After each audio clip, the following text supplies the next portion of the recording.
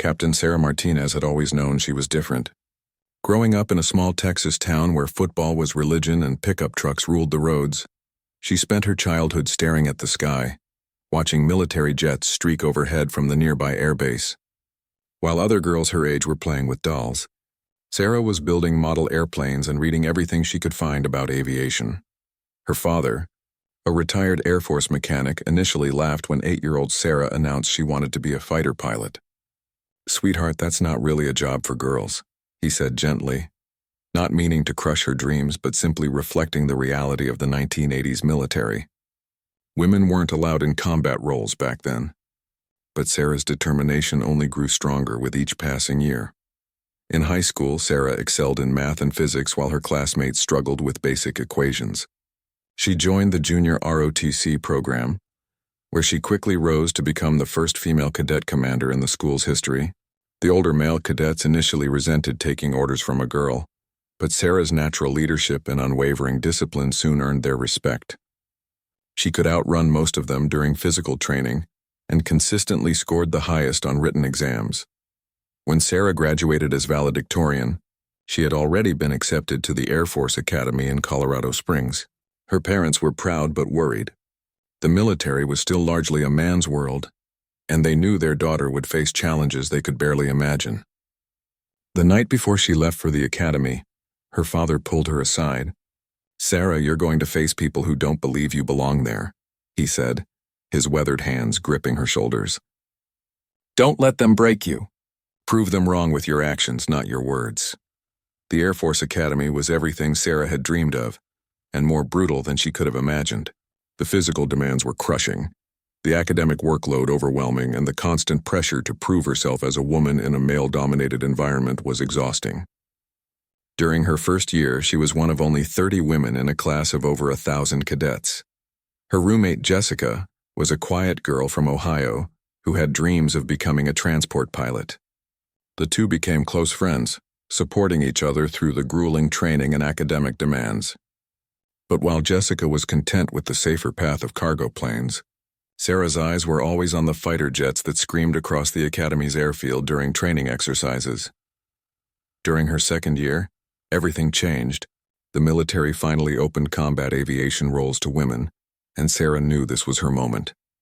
She immediately applied for the pilot training program, despite warnings from instructors that fighter pilot training was the most demanding program the Air Force offered. Many male cadets washed out, and the physical and mental demands were legendary. "Are you sure about this, Martinez?" asked Colonel Thompson, her academic advisor, during their meeting. "Transport pilot is a respected career path. You'd be guaranteed to fly, and it's a lot less risky." Sarah looked him straight in the eye. "Sir, with all due respect, I didn't come here to play it safe. I came here to be the best pilot the Air Force has ever seen." The application process for pilot training was intensive.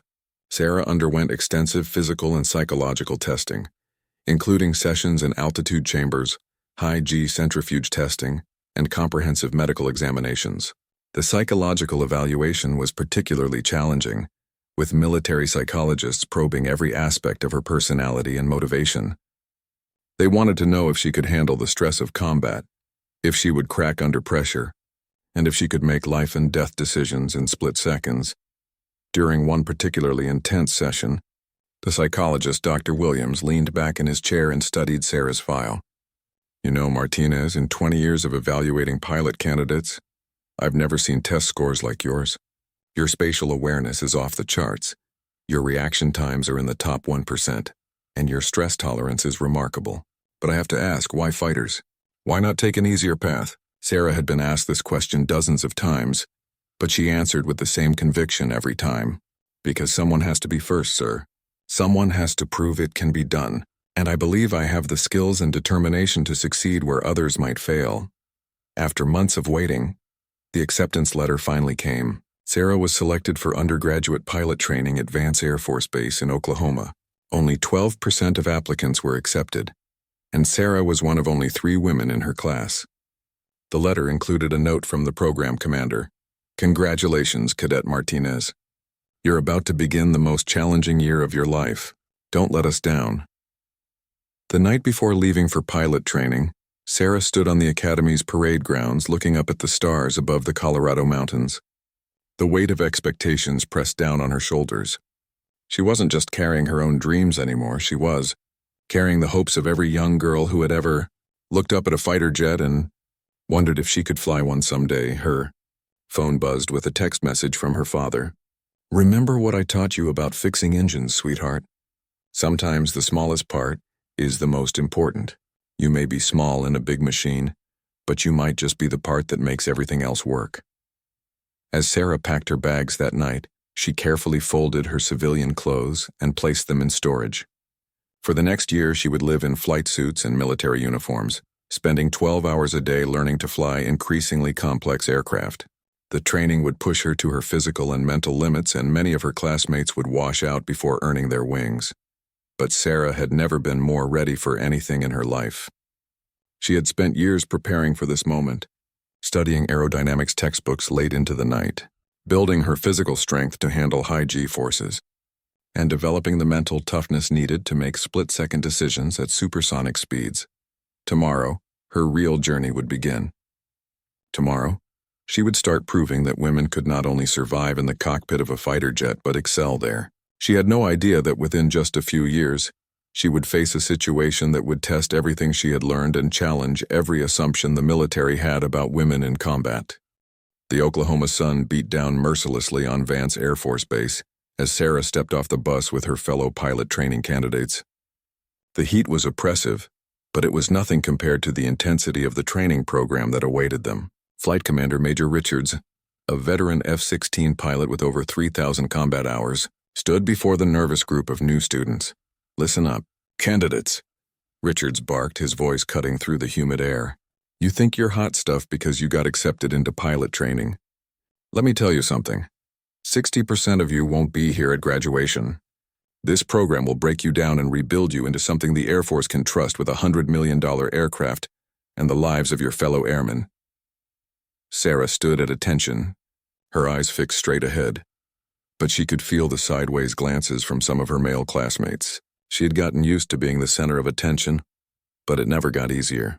During their first briefing, Major Richards made it clear that there would be no special treatment for anyone, regardless of gender. The first phase of training focused on basic flying skills using the T-6 Texan II, a single-engine turboprop trainer. Sarah had studied the aircraft's systems manual cover to cover before arriving, but actually climbing into the cockpit was overwhelming. Hundreds of switches, gauges, and indicators surrounded her, each one critical to safe flight operations. Her first instructor pilot was Captain Jake Morrison, a former F-15 pilot who had volunteered to become a trainer after completing his combat tours. Morrison had a reputation for being tough but fair, and he had specifically requested to work with Sarah. "I want to see if all the hype is justified," he told her during their first meeting. Their initial flight was a disaster. Sarah's book knowledge didn't translate well to the reality of flying, and she struggled with basic maneuvers that should have been simple for someone with her test scores. She over-controlled the aircraft, her hands gripping the stick too tightly, and her landings were rough enough to rattle their teeth. After a particularly challenging lesson where Sarah had bounced the aircraft 3 times during landing, Morrison shut down the engines and turned to face her in the cockpit. "Martinez, what's going on up there? Your test scores say you should be flying circles around this aircraft, but you're flying like you've never seen an airplane before." Sarah's face flushed with embarrassment and frustration.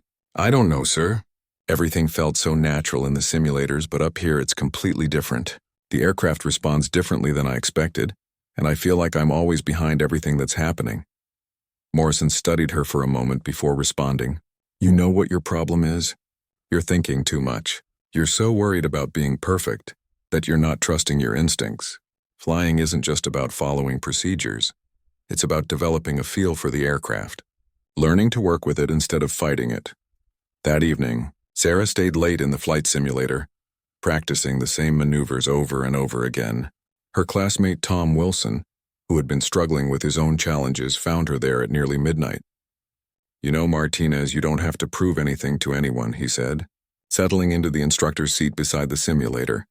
"Yes, I do," Sarah replied without taking her eyes off the instruments. "Every mistake I make gets magnified because I'm a woman. If I wash out, it won't just be Sarah Martinez who failed. It will be proof that women can't handle fighter aircraft. Tom was quiet for a moment.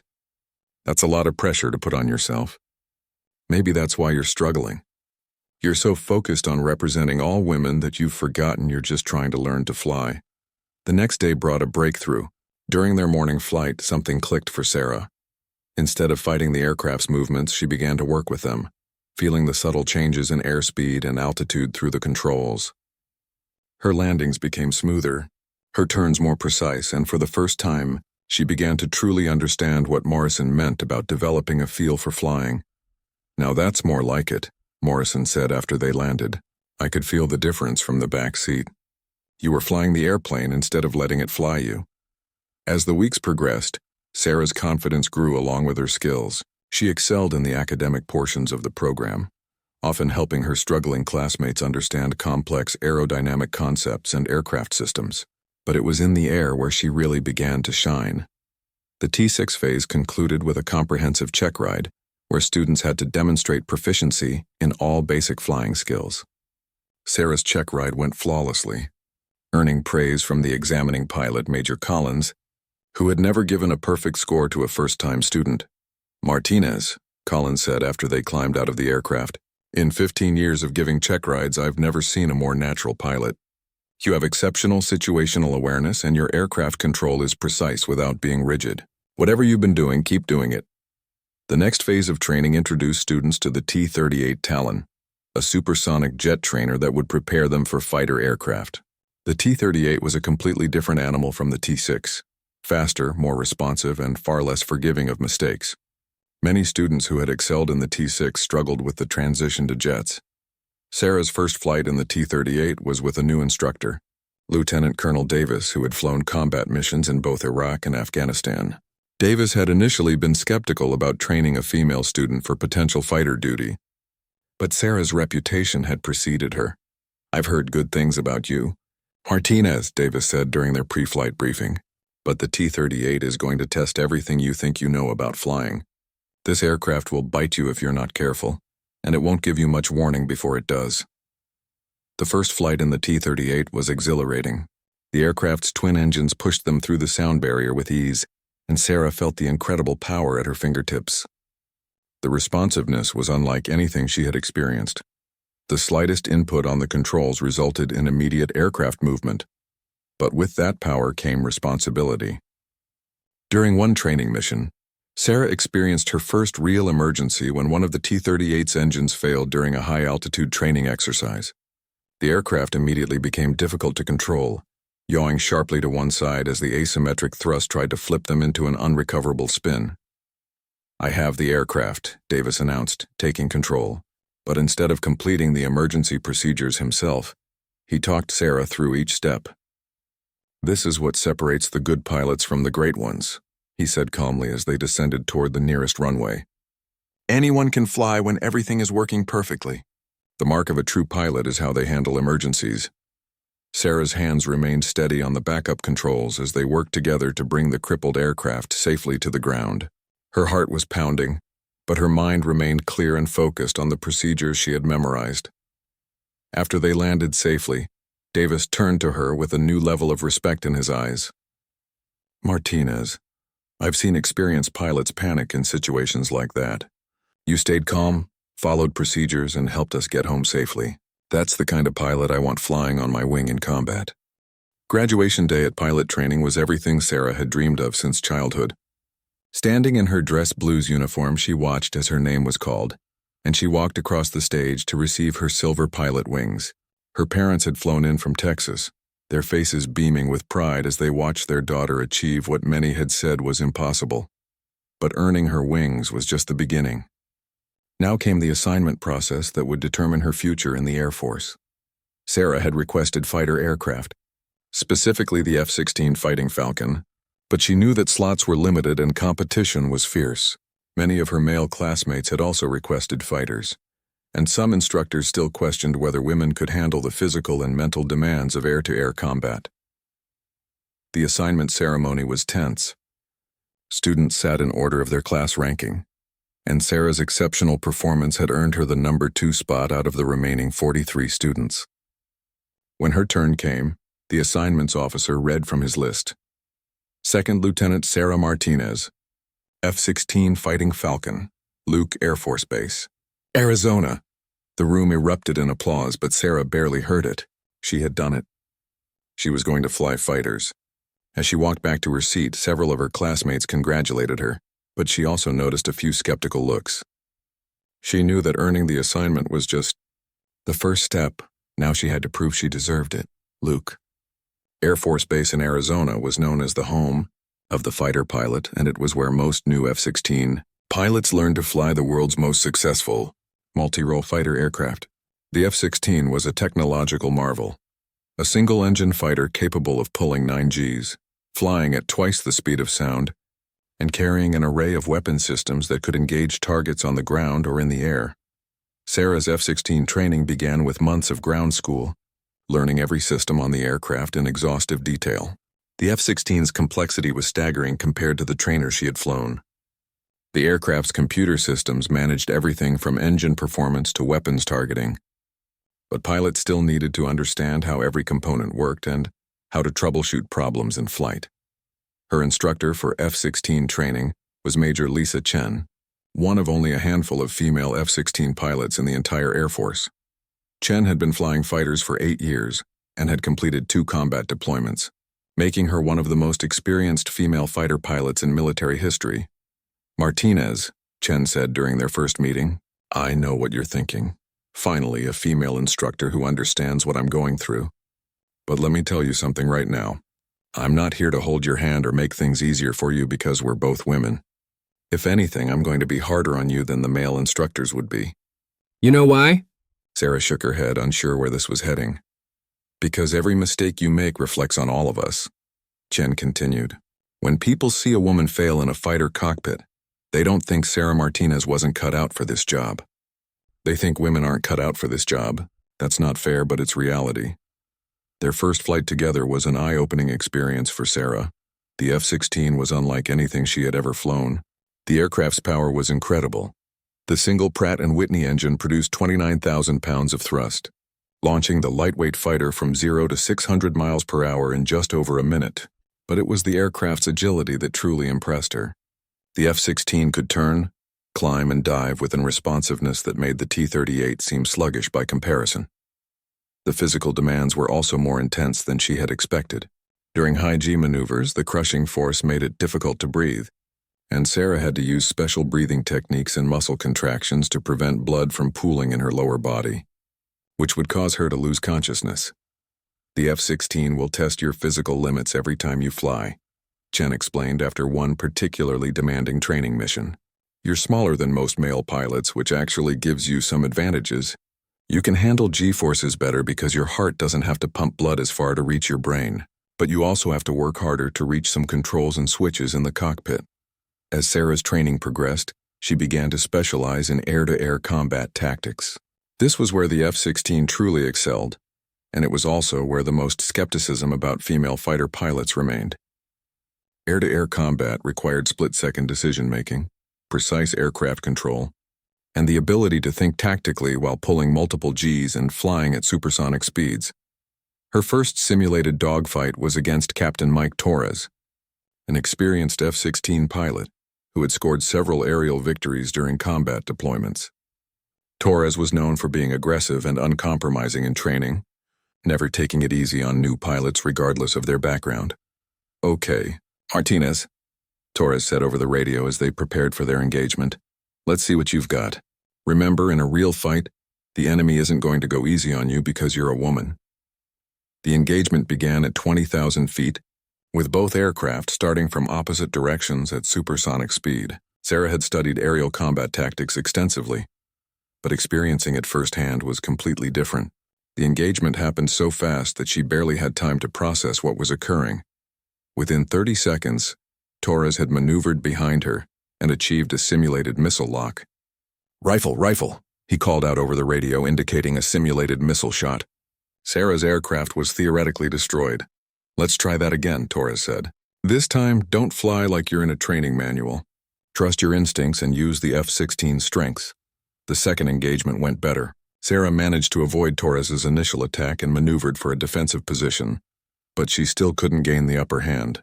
By the fourth engagement of the day, however, something clicked. Sarah began to anticipate Torres's moves and use her aircraft's superior turn rate to gradually gain an advantage. "Fox 2, Sarah called out as she achieved a simulated missile lock on Torres's aircraft.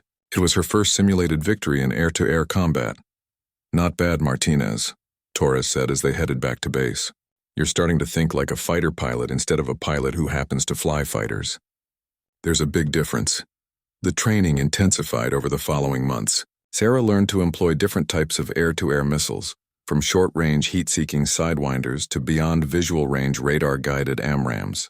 She studied enemy aircraft capabilities and tactics, learning to identify threats and develop counter-strategies. But it was during a large-scale training exercise called Red Flag that Sarah truly proved herself. Red Flag was a massive mock combat exercise held at Nellis Air Force Base in Nevada, where pilots from around the world came to practice large-scale air warfare against realistic enemy forces. Sarah's squadron was tasked with establishing air superiority over a heavily defended target area. The exercise involved dozens of aircraft, including enemy fighters played by experienced aggressor pilots who flew aircraft configured to mimic foreign fighter jets. During one particularly complex mission, Sarah found herself separated from her wingman and facing two enemy aircraft alone. The engagement happened at low altitude over the Nevada desert, with all three aircraft maneuvering violently to gain tactical advantage. Using tactics she had learned and adapted to her own flying style, Sarah managed to defeat both enemy aircraft in a running dogfight that lasted nearly 10 minutes and covered over 100 miles of desert. When the exercise ended, the aggressor pilot specifically requested to meet the pilot who had defeated them. "I've been flying as an aggressor for 6 years, said Colonel Williams, the lead aggressor pilot. "That was some of the best air-to-air flying I've ever seen. You used your aircraft's capabilities perfectly and never gave us a predictable move." Word of Sarah's performance at Red Flag spread quickly through the fighter pilot community. She was gaining a reputation as an exceptionally skilled pilot. But she knew that training exercises were very different from real combat. Soon she would have the opportunity to find out just how different they were. 2 years after completing her F-16 training, Captain Sarah Martinez received orders that would change her life forever. The 388th Fighter Wing at Hill Air Force Base in Utah was deploying to Southwest Asia as part of ongoing military operations, and Sarah would be going with them. It would be her first combat deployment, and she would be among the first female F-16 pilots ever to fly combat missions. The pre-deployment training was intense. Sarah and her squadron mates spent months preparing for the unique challenges they would face in the desert environment. They studied enemy tactics, practiced formation flying in harsh weather conditions, and rehearsed complex mission scenarios that they might encounter during their 6-month deployment. Major David Park, their squadron commander, was a veteran of multiple combat deployments who had shot down 3 enemy aircraft during his career. He had initially been skeptical about having a female pilot in his combat squadron, but Sarah's training records and reputation had convinced him she was ready. "Martinez," Park said during one of their pre-deployment briefings, "you're going to face challenges over there that have nothing to do with flying. Some of the allied pilots we work with come from cultures where women aren't accepted in combat roles. You'll need to prove yourself not just to the enemy, but to some of our own allies." The deployment base in the Middle East was a stark contrast to the comfortable facilities Sarah was used to in the United States. The desert heat was oppressive, reaching over 120 degrees Fahrenheit during the day, and sandstorms could ground aircraft for days at a time. The living conditions were basic: small trailers with minimal amenities and constant noise from aircraft operations. Sarah's first combat mission was a routine patrol over friendly territory, designed to give new pilots experience with the operational environment without significant risk. Flying at 25,000 feet over the vast desert landscape, she felt the weight of history on her shoulders. She was participating in a mission that, until just a few years earlier, would have been impossible for women. The squadron's early missions were mostly reconnaissance and patrol flights, but intelligence reports suggested that enemy activity was increasing in their area of operations. Enemy forces had been reinforced with modern fighter aircraft and experienced pilots, making the threat environment much more dangerous than previous deployments. 3 weeks into the deployment, everything changed. Intelligence sources reported that a large enemy air formation was planning a major offensive against coalition forces. The enemy had assembled nearly 20 modern fighter aircraft at a forward air base, and they were planning a coordinated attack designed to overwhelm coalition air defenses. "This is what we've been training for," Major Park announced during the emergency briefing. "Intelligence suggests the enemy is planning to launch their entire fighter force in a coordinated attack. Our job is to intercept them before they reach their targets. The mission would involve every available F-16 in the squadron, but mechanical problems and pilot illnesses had reduced their available aircraft to just 8 fighters. They would be facing nearly overwhelming odds, and success would depend on superior training, tactics, and equipment." Sarah was assigned as wingman to Captain Rick Johnson, an experienced pilot who had flown dozens of combat missions. Johnson had initially been skeptical about flying with a female wingman, but Sarah's professionalism and skill had quickly won his respect. "Stick close and do exactly what I do," Johnson told Sarah during their pre-flight briefing. "This isn't going to be like training. These guys are professional pilots flying modern equipment, and they're going to be highly motivated." The 8 F-16s launched just before dawn, climbing quickly to 30,000 feet and heading toward the expected intercept point. Each aircraft carried a full load of air-to-air missiles, 2 AIM-9, Sidewinders for close-range combat, and 4 AIM-120 AMRAAMs for beyond visual range engagements. Sarah's heart pounded as they approached the engagement area. Her aircraft's radar was scanning the sky ahead, looking for the telltale signatures of enemy fighters. The radio chatter was minimal. Everyone knew their jobs, and unnecessary talk could interfere with crucial communications. "Contact, contact," called out Captain Williams, the flight lead. "Multiple bogies bearing 090, range 60 miles, medium altitude." Sarah's radar screen lit up with contacts. More enemy aircraft than they had expected. "Count shows 24 bandits," reported Captain Thompson, who was flying in the number 4 position. The enemy had launched their entire fighter force, and they were heading directly toward the coalition formation. Major Park's voice came over the radio, calm and professional despite the overwhelming odds they were facing. "Okay, people, this is why they pay us the big bucks. Engage targets of opportunity, maintain situational awareness, and watch your wingman." The engagement began at 40 miles range, with both sides launching long-range missiles almost simultaneously. Sarah watched as multiple missile trails streaked across the sky, knowing that each one represented a potential kill. The advanced electronics in her F-16 were tracking multiple threats, and warning tones filled her headset. "Rifle, rifle," Johnson called out, indicating he had launched 2 AMRAAMs at enemy targets. Sarah selected her own targets and fired, watching as her missiles accelerated toward the enemy formation. The sky erupted in chaos as aircraft from both sides maneuvered violently to avoid incoming missiles. Sarah pulled her F-16 into a crushing 7G turn, fighting to maintain consciousness as the enormous forces compressed her body. Through her peripheral vision, she could see multiple explosions as missiles found their targets. "Johnson's hit," someone called over the radio. Sarah looked around frantically and saw her flight lead's aircraft trailing smoke and losing altitude. Johnson was trying to make it back to friendly territory, but enemy fighters were closing in for the kill. Without hesitation, Sarah rolled her F-16 inverted and dove toward Johnson's position. 2 enemy fighters were converging on the damaged American aircraft, and they would reach firing position within seconds. "This is Martinez, engaging bandits attacking Johnson," Sarah announced over the radio. She was now alone against multiple enemy fighters, but she couldn't abandon her wingman. The first enemy fighter never saw Sarah coming. She approached from below and behind, achieving a perfect firing position with her remaining Sidewinder missile. "Fox 2, she called out as the heat-seeking missile streaked toward its target. The enemy fighter exploded in a brilliant fireball. The second enemy pilot was more experienced and immediately began maneuvering to engage Sarah.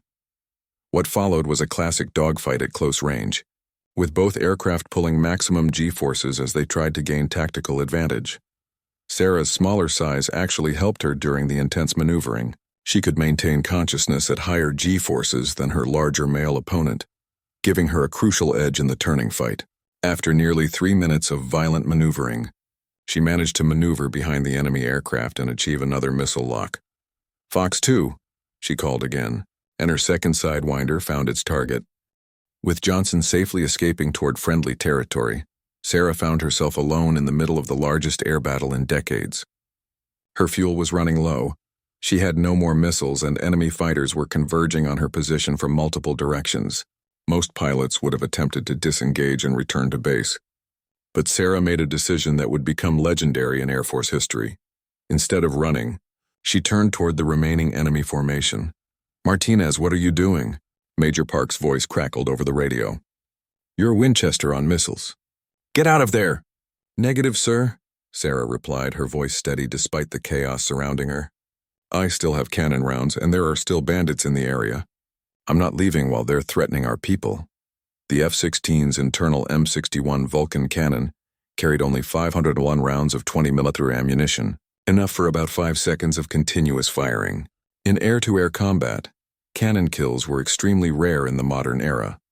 Most engagements happened at distances where missiles were far more effective. But Sarah had trained extensively in close combat maneuvering, and she knew her aircraft's capabilities better than anyone. 3 enemy fighters had formed up and were approaching her position in a coordinated attack. They clearly expected her to try to escape, but Sarah's aggressive turn toward them caught them completely off guard. She selected the lead aircraft and closed to gun range, using every trick she had learned about energy management and aircraft positioning. The cannon engagement happened at a combined closure rate of over 1,200 miles per hour. Sarah had less than 2 seconds to line up her shot and fire before the enemy aircraft flashed past her position. Her first burst missed, but she immediately reversed her turn and engaged the second fighter in the formation. This time her aim was perfect. The stream of 20mm cannon shells stitched across the enemy fighter's wing root and engine section. The aircraft immediately began trailing fire and smoke, and Sarah watched as the pilot ejected seconds before the fighter exploded. The remaining enemy fighters were now trying to engage her, but Sarah used her superior knowledge of the F-16's flight envelope to stay one step ahead of their attacks. She flew her aircraft to the absolute limits of its performance, pulling G-forces that would have incapacitated less experienced pilots. During one particularly violent maneuver, Sarah's aircraft exceeded its design limitations. Warning lights filled her cockpit as various systems protested the extreme flight conditions. But the rugged F-16 held together. She managed to position herself behind another enemy fighter and fired her remaining cannon, ammunition in a perfectly aimed burst that sent the 4th enemy aircraft spiraling toward the desert floor. But Sarah's aggressive maneuvering had cost her dearly. Her fuel state was now critical, and she was still deep in enemy territory with hostile fighters in the area. She had 2 choices: try to make it back to base on her remaining fuel, or find somewhere closer to land. Bingo fuel, Sarah transmitted, indicating she had reached her minimum fuel reserves. "I need a vector to the nearest friendly field." The nearest coalition airbase was a small forward operating location that was barely more than a dirt strip with minimal facilities. It was risky. The runway was short, there were no emergency services, and enemy forces were known to operate in the area. But it was Sarah's only chance.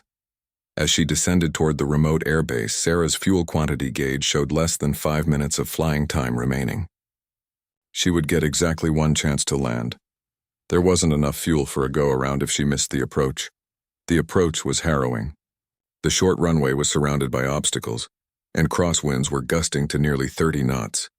Sarah had to thread her F-16 between 2 hills and then make a steep descent to the runway, all while managing her rapidly diminishing fuel supply. She touched down with less than 50 pounds of fuel remaining, enough for about 30 seconds of flight time. The aircraft rolled to a stop at the far end of the runway, and Sarah shut down the engine just as the fuel flow indicator dropped to 0. Ground crews rushed to her aircraft, amazed that she had made it back at all. As Sarah climbed out of the cockpit, she was exhausted, dehydrated, and shaking from the adrenaline of the most intense 2 hours of her life. The base commander, Colonel Martinez, no relation, greeted her personally. "Captain, I've been monitoring the radio traffic from your engagement. Did you really shoot down 4 enemy aircraft in a single mission?" Sarah was too tired to feel proud. "Yes, sir." "But we lost good pilots today, too." "Captain Johnson made it back okay?" "He's fine," the colonel assured her. His aircraft was damaged, but he landed safely at the main base. You saved his life by engaging those fighters that were chasing him. Word of Sarah's unprecedented achievement spread rapidly through military channels. Shooting down 4 enemy aircraft in a single mission was extraordinary by any measure. But doing it while low on fuel and ammunition made it almost unbelievable. Military historians would later confirm that no pilot since World War II had achieved 4 aerial victories in a single engagement. The enemy's plan had been completely shattered. Of the 24 fighter aircraft they had launched, only 6 made it back to their base. The coalition forces had achieved a decisive victory, and Sarah's actions had been the turning point of the entire engagement. But the personal cost was becoming clear as the adrenaline wore off. Sarah had pushed herself and her aircraft beyond all reasonable limits. The F-16 she had flown would require extensive repairs before it could fly again. Several systems had been damaged by the extreme G-forces, and the airframe itself needed structural inspection. More importantly, Sarah was beginning to process the psychological impact of her first combat experience. She had taken 4 lives in the space of 2 hours, and despite knowing it was necessary to protect her fellow pilots and complete the mission, the weight of those actions was settling on her shoulders. The base psychologist, Dr. Amanda Foster, visited Sarah that evening. "How are you feeling about what happened up there today?" she asked gently. Sarah stared at the ceiling of the small medical facility where she was resting. "I keep thinking about those pilots I shot down. They were just doing their job, same as me. They had families, friends, dreams, and now they're gone because of decisions I made in split seconds." "That's a normal reaction," Dr. Foster explained. "Combat veterans often struggle with these feelings. The fact that you're thinking about it shows you're human. But remember, you also saved lives today. Captain Johnson is going home to his family because of your actions." The next morning, Sarah was flown back to the main coalition air base, where she was greeted as a hero. Her squadron mates cheered as she stepped off the transport aircraft, and Major Park greeted her with a smile and a salute. "Martinez, that was the finest display of airmanship and courage I've seen in 20 years of flying," Park said. "Command is already talking about recommending you for the Distinguished Flying Cross." But Sarah's achievement had attracted attention beyond just military circles. Within hours, news reports were circulating about the female F-16 pilot who had single-handedly defeated an entire enemy squadron. The story captured imaginations around the world, particularly among young women who had never seen a female combat pilot achieve such recognition. However, not all the attention was positive. Some military traditionalists questioned whether the reports were accurate, suggesting that a woman couldn't possibly have achieved what was being described. Others wondered if Sarah's success was somehow a fluke, or if she had received special assistance that wasn't being reported.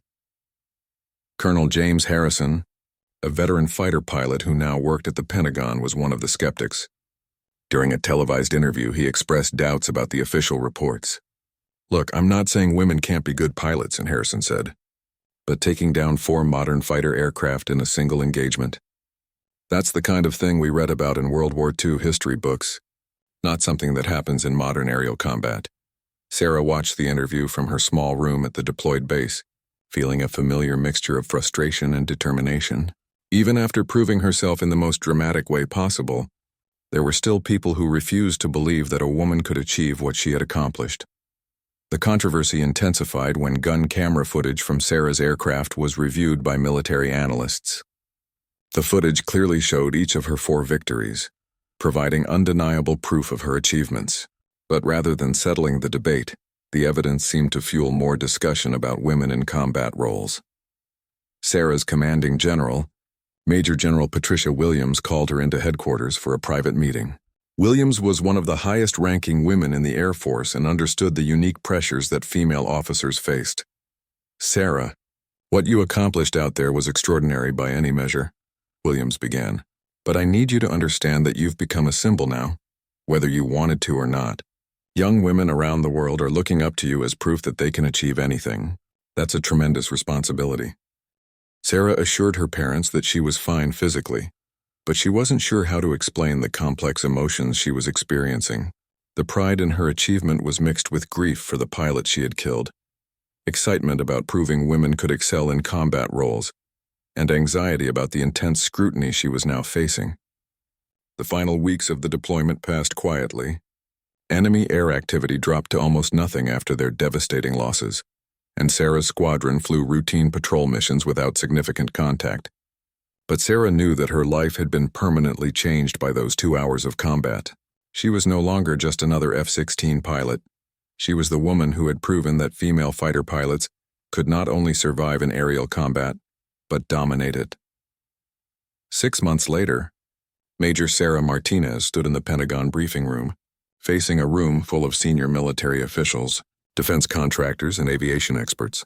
She had been promoted ahead of schedule and reassigned to a prestigious position developing new fighter tactics. The distinguished flying cross on her uniform caught the light as she prepared to brief the nation's top military leaders on lessons learned from her historic combat engagement. The months since her deployment had been a whirlwind of recognition, interviews, and new responsibilities. Sarah had been featured on magazine covers, invited to speak at military academies, and consulted by aircraft manufacturers about improving fighter cockpit design for smaller pilots.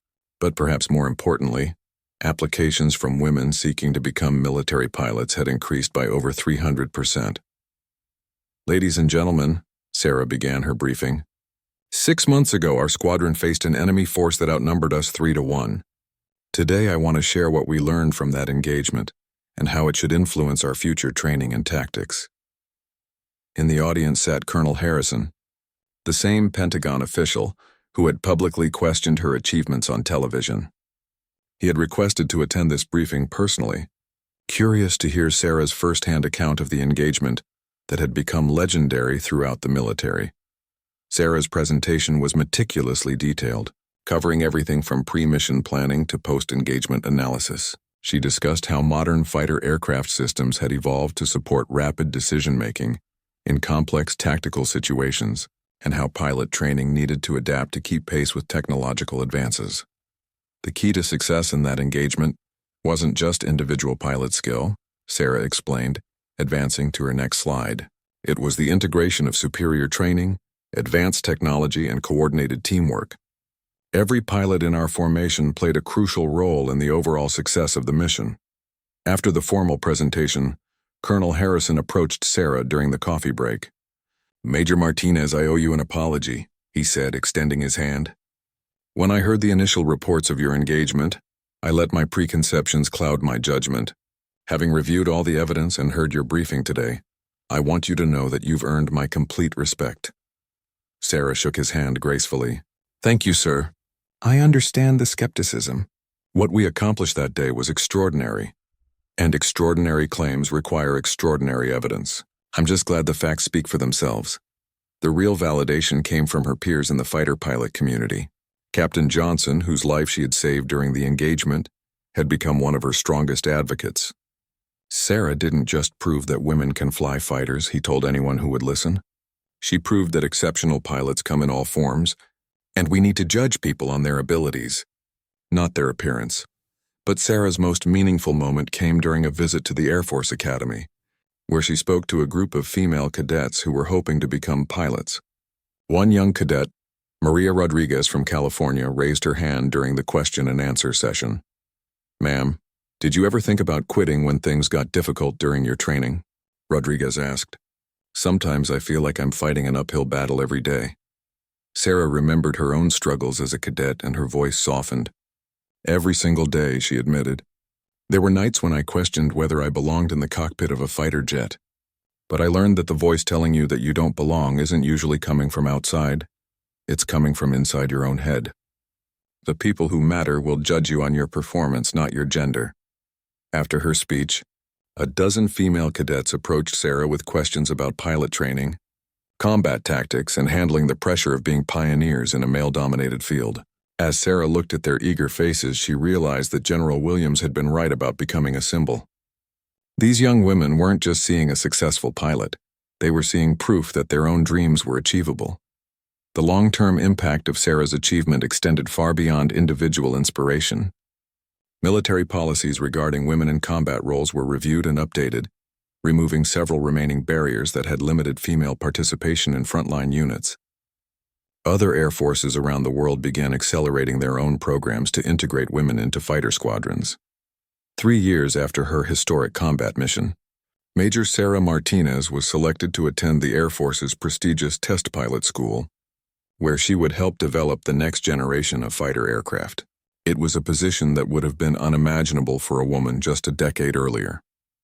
On her last day at the Pentagon, Sarah cleaned out her desk and found a letter that had been forwarded from a middle school in Ohio.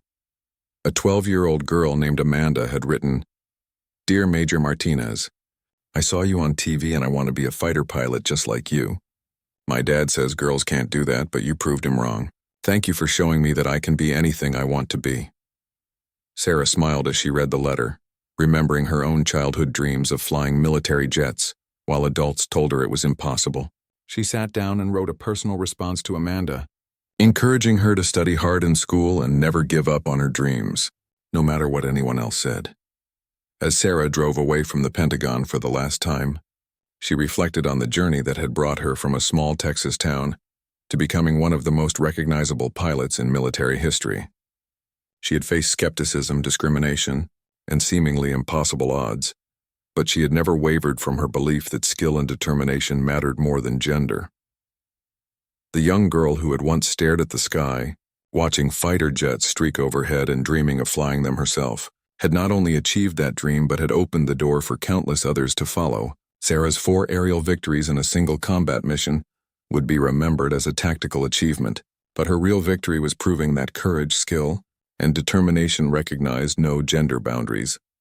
Years later, when military historians wrote about the evolution of women in combat roles, they would point to Major Sarah Martinez's engagement as the moment when perceptions permanently changed.